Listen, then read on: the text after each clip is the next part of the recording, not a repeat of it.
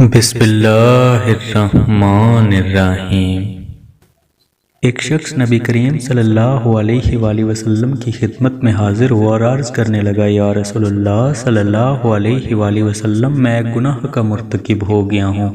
تو حضور صلی اللہ علیہ وآلہ وسلم نے فرمایا، خداوند عالم معاف کر دے گا۔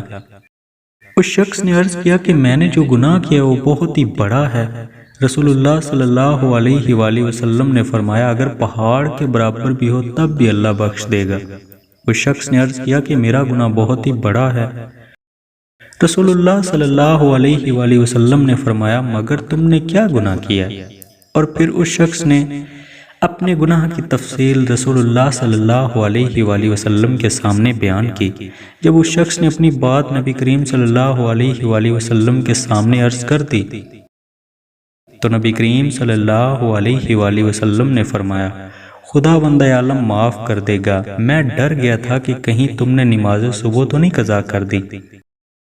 پھر اس شخص نے ایک اور سوال کیا کہ آخری زمانے کے لوگوں کا رزق اور روزی کیوں تنگ ہوگی؟ تو رسول اللہ صلی اللہ علیہ وآلہ وسلم نے فرمایا، اس وجہ سے کہ ان کی نمازیں قضا ہوں گی۔